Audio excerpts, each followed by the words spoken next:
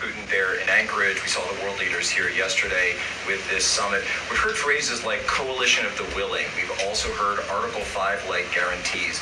When it comes to the security guarantees, what is the current status of that? I know the president earlier today mentioned boots on the ground would be UK, France, Germany possibly, but unequivocally said no U.S. troops on the ground, but U.S. coordination. Can you elaborate on that, and what would the red lines be? Sure. Well, you got to the heart of what I was going to say to all of you today on security guarantees, which is the president has definitively stated U.S. boots will not be on the ground in Ukraine, but we can certainly help in the coordination and perhaps provide other means of security guarantees to our European allies. The president understands security guarantees are crucially important to ensure a lasting peace, and he has directed his national security team to coordinate with our friends in Europe and also to continue to cooperate and discuss these matters with Ukraine and Russia as well. Caroline, now, have the Russians responded at all? I know we spoke with President Putin last night. What has been their response? Because we've heard some reports from the Kremlin and others saying they're unequivocally against NATO troops on the ground. Well, look, the president continues to have these conversations with both leaders. Those conversations took place in Anchorage, Alaska, again yesterday with the Europeans and President Zelensky, and he has directed his team to come up with a framework for these security guarantees that can be acceptable to help ensure a lasting peace and end this war. And then just last question real quick on this. Regarding some of the funding, we're hearing questions about another round of weapons sales or possibly a round of U.S. purchases of Ukrainian drones.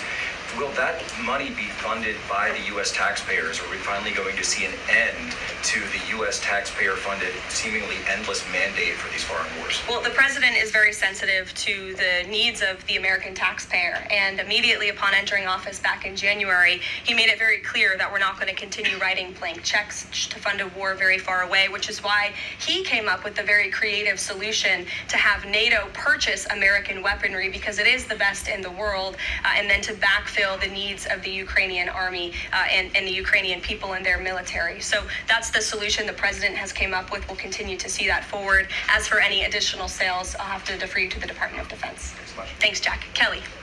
What has President Trump learned that tells him that Vladimir Putin would be willing to make a deal for him, for President Trump? Well, the president has learned a lot, which is part of the reason he opened up this dialogue.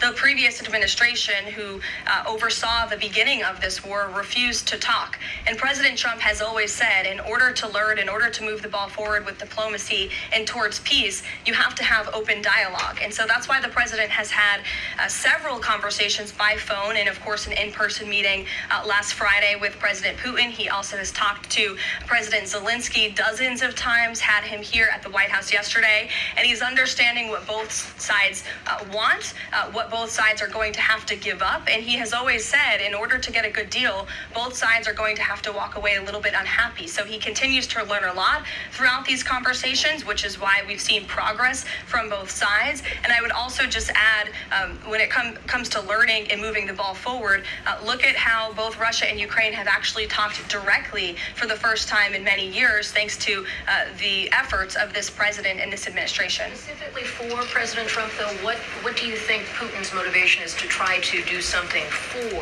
President Trump, as opposed to just resolving the conflict? I think, as I just spoke to in my opening remarks, Kelly, Russia and all countries around this world actually respect the United States again. And the president is using the might of American strength to demand that respect from our allies, our friends, our adversaries all around the world. And we've seen that not just lead to progress with Russia and Ukraine, but also we've seen it in the closing of 7 global conflicts around the world as well. We've seen it with the release of hostages in Gaza. You've seen it with the end of the conflict between India and Pakistan, which could have resulted in a nuclear war if we had not had a president who believed in the strength and the leverage that comes with the job of being the president of the United States of America. Rachel.